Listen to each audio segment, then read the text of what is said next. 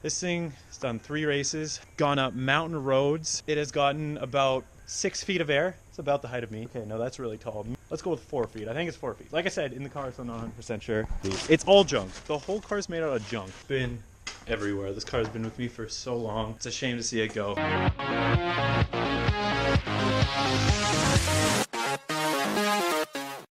What's up, guys? Evan.Berard here. So today I wanted to film a quick little like kind of daily vlog kind of thing. Right now I'm taking off the front headlights of my dead car.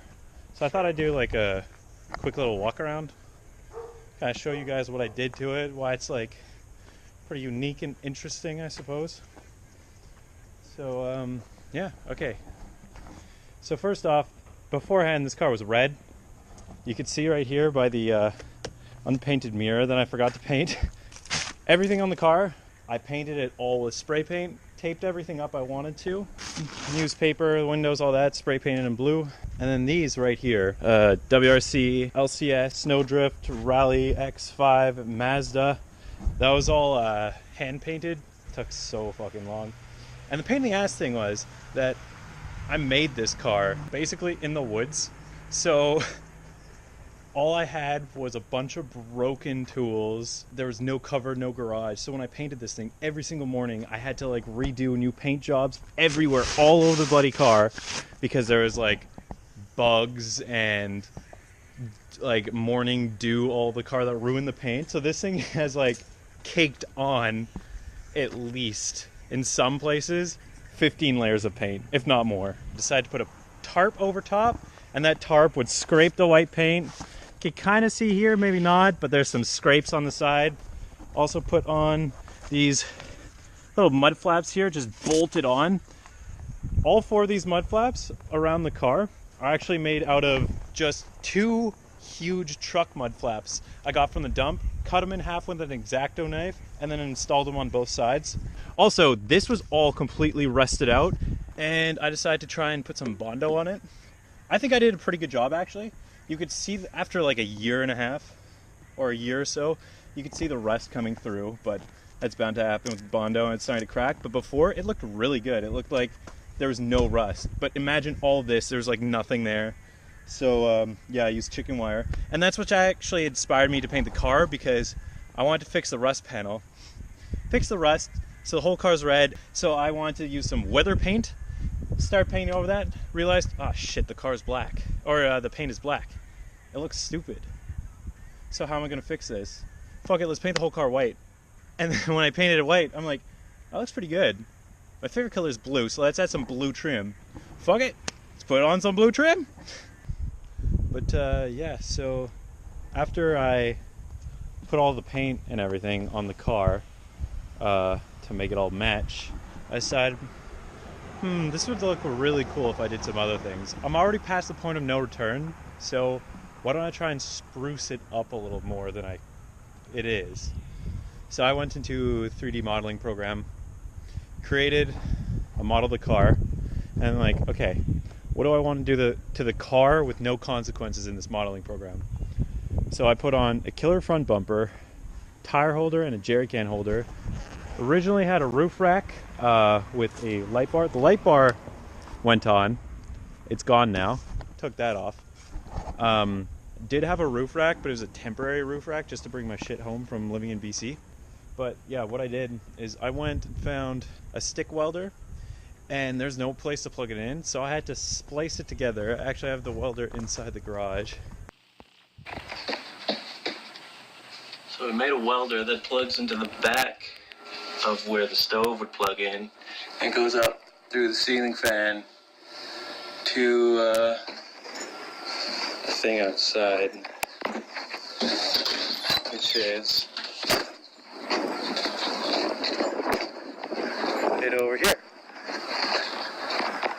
which was working for a bit, but sadly the amperage from the stove is not a high enough amperage to properly weld. Sad days. But yeah, so once I had my welder ready, it's like, okay, let's do some cool shit with the car. I want to go ahead and install the jerry can holder and the tire rack. What is holding up this tire rack and the jerry can is crazy. It's all junk. The whole car's made out of junk. So this is a quad frame. Cut that whole thing up.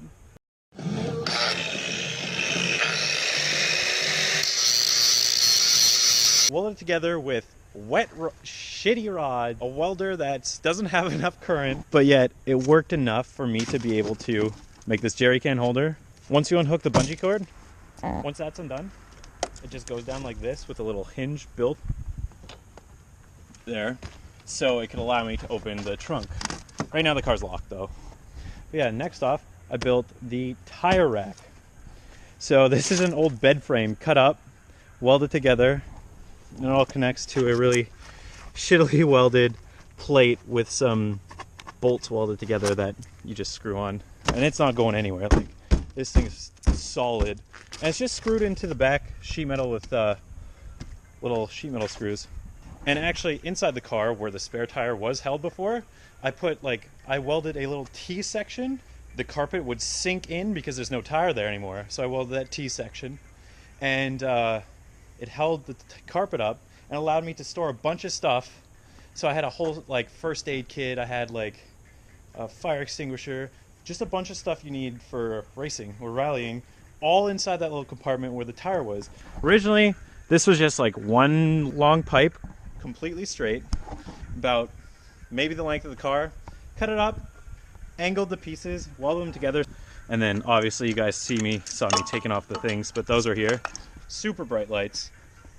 So when you undo these 3 bolts at the top, you could just pull the bumper right out and then be able to pull the real bumper off to allow it to, so you can do repairs on the car.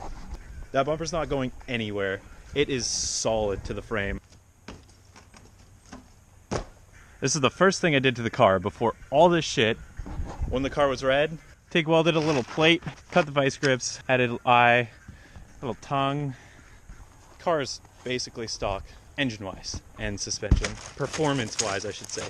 This thing has done 3 races, 2 rallycross races, and 1 stage rally. It has gotten about, I was in the car so it's hard to tell, but I think 6 feet of air. It has been in the car 6 feet, or yeah, been off the road about 6 feet high. It's about the height of me. Okay, no, that's really tall. Maybe, let's go with 4 feet. I think it's 4 feet. Like I said, in the car, so I'm not 100% sure. This thing, front wheel drive, never gotten stuck, ever.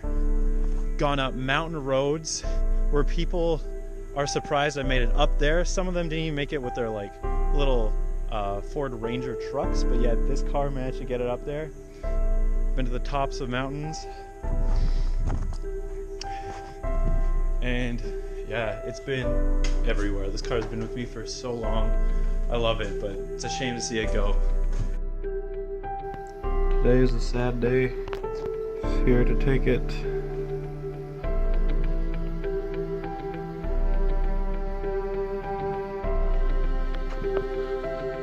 So much for turning into a Baja bug.